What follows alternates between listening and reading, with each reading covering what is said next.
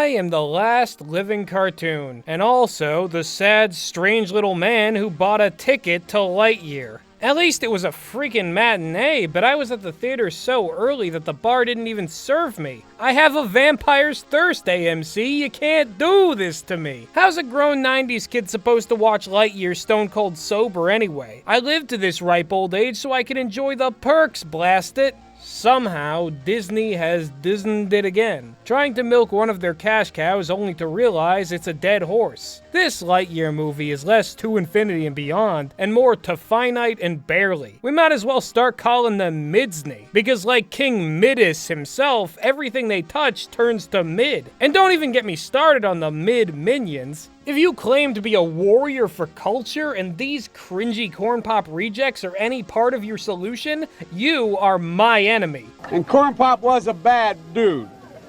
And he ran a bunch of bad boys. But don't quote me as taking any side in this latest vapid controversy. I am not now, nor have I ever been, a critic who defines himself by token opposition to the mainstream. Anyone who has so much as distantly felt the presence of a single blade of grass doesn't give a hoot about which mass media corporation wins an imaginary culture war, including the CEOs themselves. Moreover, it's never the art's fault. It's your fault. You know who you are and what you did, and I won't take it anymore. Matter of fact, I'm complaining about it. Oh no. Are we here again already? The part of the video where Dire Gentleman pops off and turns on society for not being as apathetic as his nihilistic self? Well, not exactly. You see, beyond all infinite reason, I kinda like this flick. Do I think for all of Disney's resources, creativity, and new talent that it had to be a Buzz Lightyear movie? Hell no. But that's the one thing that made it a decent experience. The devil's greatest trick was convincing the world that Buzz Lightyear was a more complex and interesting protagonist than Sheriff Woody. And he pulled it off right before the grabber grabbed it off.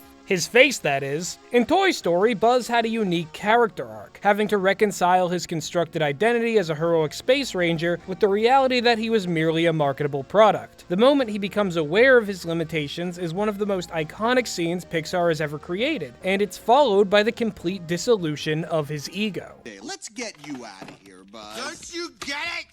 You see the hat? I am Mrs. Nesbit.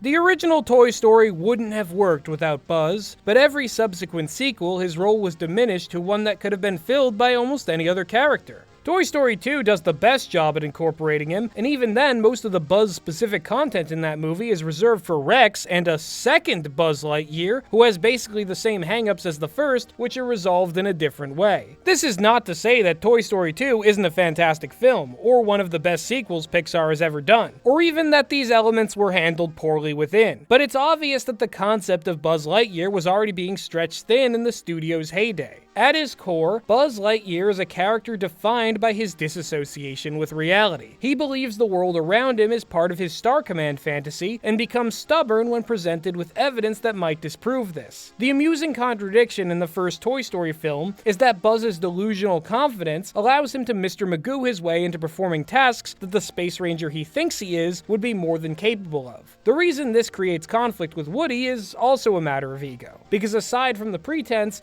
Buzz is a genuinely likable guy, if a bit quirky. He doesn't need to learn to be better to his fellow toy the way Woody does. His journey is more about accepting his place in the world. If you strip away the cognitive dissonance from Buzz Lightyear, what you're left with is a charismatic, good-hearted, and loyal paragon who only ever acts altruistically. In other words, he becomes a flat character. And while flat characters can work given the right story or supporting cast, it's usually not ideal to have a dynamic character complete their arc and stick around in the continuation of the same story with no clear purpose. Maybe it's the Buzz Lightyear you always wanted. Oh boy, I've always wanted Buzz Lightyear. Oh, it's not Buzz Lightyear, it's a snake. Unfortunately, that's the inescapable limbo that Buzz's character resides in within the rest of the Toy Story franchise. He was too iconic, too memorable, and too well-liked to simply get rid of, but every Toy Story movie had to go further out of its way to give him something to do.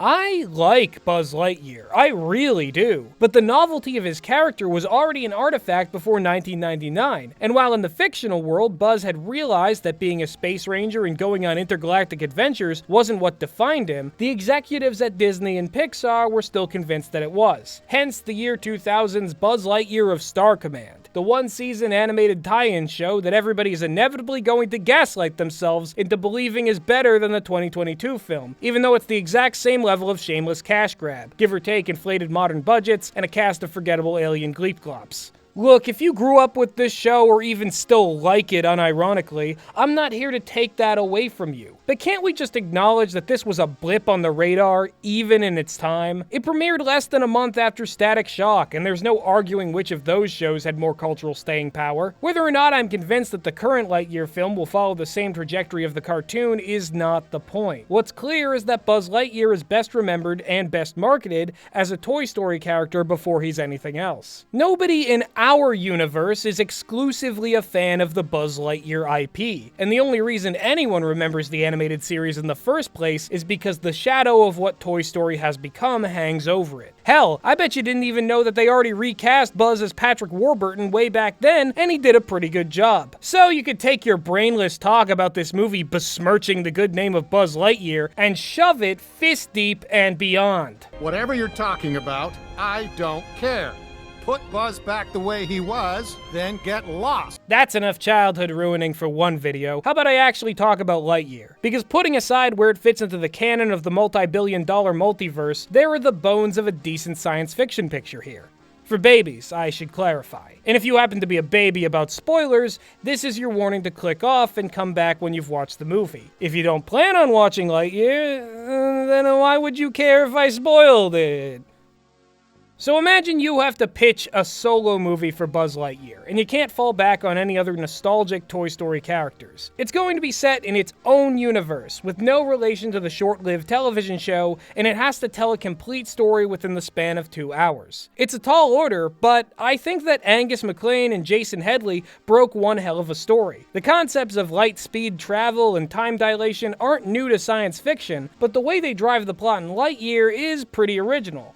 MacLane said in an interview that he drew on his own life experience for this premise. Every time he left his home city of Portland, Oregon to work on another animated feature for Pixar, he would return to find the city changed by the passage of time, while not feeling any older himself. This emotional core of watching the world slip away around you is made literal in Lightyear through Buzz's many attempts to achieve light speed and liberate his people from the planet, even as everyone he knew slowly disappears with age. I wouldn't say it explores the psychological ramifications of his temporal displacement to the fullest extent, but for a children's movie, that's to be expected. And that's not me talking down to entertainment for young people, it's me talking down to people my age who went into this movie expecting 2001: A Space Odyssey. A good kids movie knows how to keep the big ideas and difficult emotions in the film without girding them into specifically adult anxieties. Just watch Ad Astra if that's the movie you wanted. It was my favorite film of 2019 and definitely deserves more credit. Lightyear is a movie that deals with mortality and loss, but never in a way that would alienate the average child who has yet to really understand such things. The movie may wind up being a step towards that understanding, but crucially, Lightyear remembers what kids already understand. Spaceships, spacesuits, killer robots, ragtag misfits, working together, and all that fun stuff. The futuristic technology in this movie walks the line between toyetic and practical brilliantly. Buzz's classic Space Ranger suit has been augmented with an all-purpose laser machete that gives more justification to the Ranger half of his job title than ever before. The gigantic turnip ship that serves both as transport and the center of the planetary community recalls the Epcot orb. And then there's the bold reimagining of Emperor Zerg as an imposing metal giant that holds on to his signature 3-barreled blaster. I know that the usual class of whiny idiots who make their dislike of twist villains everyone else's problem will have a field day with this one, but it's not a twist to me since I had Zerg's identity figured out back in November of 2019. This is life goals right here. That's who I want to be when I grow up. I feel like reflexively, some people say that they want a good villain based on some arbitrary criteria that they made up, and flat out ignore how an antagonist actually works in concert with the protagonist and the plot to become a meaningful obstacle to the protagonist's goals. Zerg's incarnation in this movie is exactly the right kind of threat Buzz needs to overcome to complete his character arc. As much as certain critics want to tie themselves into knots about canon and retcons, I'm fucking grateful that the people behind this didn't settle for another Star Wars ripoff. Hell, even Star Wars is ripping off Star Wars these days. One small taste of genuine challenge 5 years ago in a galaxy far, far away, and everyone goes running for the Salted Hills. Anything's possible if your fanbase doesn't believe that themes exist. If they called this guy anything but Zerg, no moron would be righteously chuffed about the future version of a reckless time traveler being the villain of his own movie. But paradoxically, if they didn't call him Zerg, these toy-worshipping troglodytes would revolt over not getting to see another nostalgic character regurgitated back in their idiot soy faces. Yeah, but Lego Movie 2 did the same thing. Yeah, and it worked there too. Shut up. It truly baffles me how grown adults can mentally reverse engineer a sold separately action playset that doesn't exist, but can't wrap their sludge brains around the motion picture equivalent of a Happy Meal. It's as if we never left the primordial soup of 80s commercialism. And have we? Really? What are the minions if not symptoms of a cultural yeast infection? Interchangeable, subservient little non-people with no ambition or soul. They make me sick, and so do the boomer Facebook Karens and YRNF tadpoles who love them. Besides, we all know that this hullabaloo is really about fundies being offended by fictional women kissing for the billionth time. You're all made for each other. Go die off with the dinosaurs. You don't belong in this world. In my world. Pixar would have beaten the minions to the punch decades ago with the LGMs, but they were too busy telling stories, and, in John Lasseter's case, giving uncomfortably long hugs. You want to talk marketing? Why the fuck were the LGMs in Buzz Lightyear of Star Command? They were promotional toys for Pizza Planet, not native to the Buzz Lightyear canon. If they were, Buzz would have recognized them when he fell into the claw machine. Angus MacLane even joked that the 2000s cartoon must have been sponsored by Pizza Planet in-universe because of the presence of the LGMs. Now there's a guy who's actually thinking about the art he makes, not that plug-and-play bullshit that included franchise stuff just for the sake of having it. Why not throw Sonny Eclipse in there while you're at it? We all know he's the best Disney Star Wars character. Hell, he's the best Star Wars character, period. And another thing, oh god damn it. I knew it was only a matter of time before we'd get back here. Everyone's favorite part of the video. I'm losing my mind. Oh boy.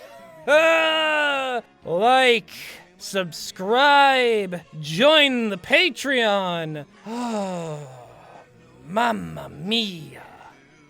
Anyway, Lightyear is mid. It'll probably do numbers on Disney Plus, but at that point, nobody but the normies will be watching it.